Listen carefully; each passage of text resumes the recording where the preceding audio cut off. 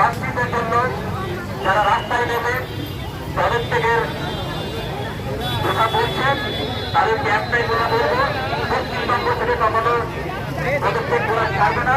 থেকে যারা বলছে যে মেয়েরা ঠিক নেই, তারা একবার পারলে অন্য অন্য রাজ্যে চলে যেতে পারো, উড়িষ্যায় চলে যেতে পারো।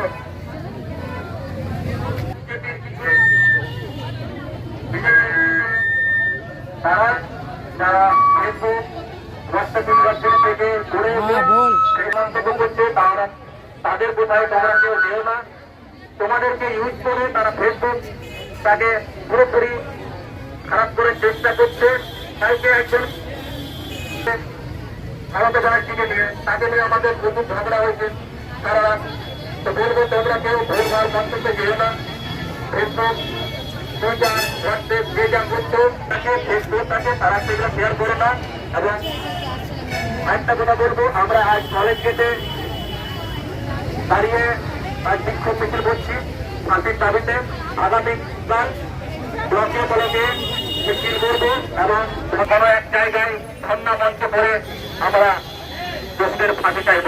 এই বলে আর কিছু বলছি না। অনেক অনেক ধন্যবাদ। আমার দায়িত্ব নিয়েছে, তিনি আমার দায়িত্ব নিয়েছেন বলে আজকে আমি সব মানে রাতে দিনে যখন খুশি যেখানে খুশি যেভাবে খুশি ঘুরে বেড়াতে পারছি। আমার বাক স্বাধীনতা আছে বলে আমি কথা বলতে পারছি। আজকে বাক স্বাধীনতা আছে, আজকে মেয়েদের পশ্চিমবাংলায় স্বতন্ত্রতা আছে বলেই আজকে তারা রাতের বেলায় রাত দখল করতে পারছে। আপনি দেখুন তো, এর আগে অনেক রাজ্যে গণধর্ষণ হয়েছে, ধর্ষণ হয়েছে। মণিপুরে আচ্ছা মণিপুরে দেখুন, দুটো মেয়েকে নগ্ন করে রাস্তায় হাঁটানো হলো, ধান ক্ষেতের পাশে নিয়ে তাদেরকে ধর্ষণ করা হলো। বিচার হয়েছে? হয়নি। হাতরাসে রাতের বেলায় পেট্রোল ঢেলে মেয়েটিকে পুড়িয়ে মেরে দেওয়া হলো, তার বাবা মাকে ব্যারিকেডের বাইরে দাঁড় করিয়ে দেওয়া হলো। তার কি বিচার হয়েছে? হয়নি। এবং তার এই যে উন্নাও গণধর্ষণ কাণ্ডে মূল অভিযুক্ত, মূল যে কালপ্রিট, তাকে বিজেপি ক্লিন চিট দিয়ে, বাবা রাম রহিমকে এই ক্লিন চিট দিয়ে এখান থেকে বাইরে বিদেশে পাচার করে দিয়েছে। এই যে কাণ্ডগুলো ঘটছে, এই কাণ্ডগুলো আপনারা প্রত্যেকেই দেখতে পাচ্ছেন, কিন্তু সবাই তখন চুপ। কারোর কিন্তু মুখ দিয়ে তখন কথা বেরোয় না। কেন? কারণ সব বিজেপি দলদাস, বিজেপি চামচাগিরি করে বেড়াচ্ছে। কিন্তু আজকে তারা এই যে বিচার চাই বলে চিল্লাচ্ছে। বিচার আদৌ আপনারা যে নবান্ন অভিযানে দেখলেন, নবান্ন অভিযানে কোথাও বিচার চাই স্লোগানটা ছিল?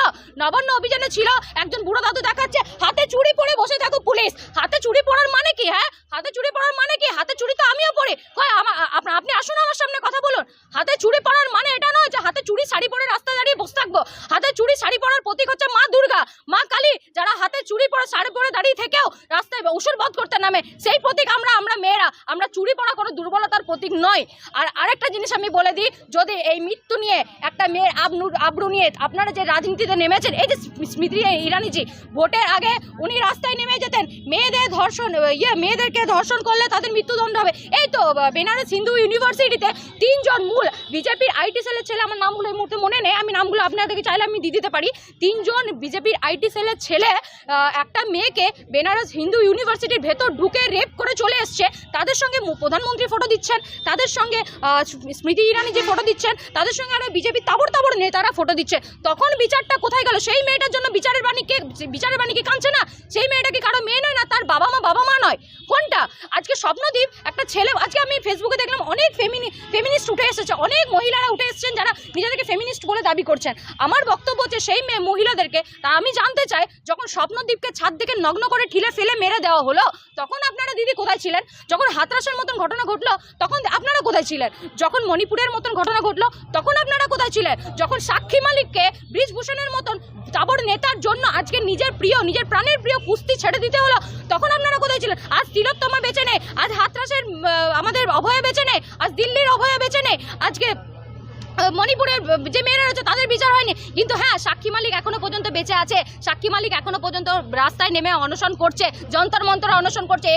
এই খবর আপনাদেরকে কোনো নিউজ চ্যানেল, কোনো টিভি, কোনো জায়গায় দেখাবে না, কারণ সবাই গদি মিডিয়া, সবাই মিডিয়া এই যে এগুলো হচ্ছে সব মোদি দলদাস, এরা আপনাদেরকে দেখাবে না। তা আমি বলবো, যদি প্রতিবাদ করতে হয় প্রত্যেকটা মেয়ের জন্য প্রতিবাদ করতে হবে, শুধুমাত্র একা এই রাজনীতিটা না করে প্রতিবাদ চাইতে হলে প্রত্যেকটা মেয়ের জন্য প্রতিবাদ চাইতে হবে, লড়াইটা হতে হবে প্রত্যেকটা মেয়ের জন্য, লড়াই হতে হবে এবং প্রত্যেকটা অন্যায়ের বিরুদ্ধে গর্জে উঠতে হবে। তাতে সেটা হোক নারী চাই পুরুষ, প্রত্যেকের জন্য অন্যায়টা অন্যায় এবং প্রত্যেকের জন্য বিচার। তাই আমি বলবো, যদি বিচারের মতন হয় তাহলে আমরা সব সময় সবার সঙ্গে আছি, আর যদি বিচারটা গদি লড়া হয় আমরা তোমাদের সম্মুখে আছি। এই বলে আমি আমার বক্তব্য শেষ করছি। রিয়া সামন্ত, আমি পশ্চিম বর্ধমান জেলা তৃণমূল ছাত্র পরিষদের জেনারেল সেক্রেটারি।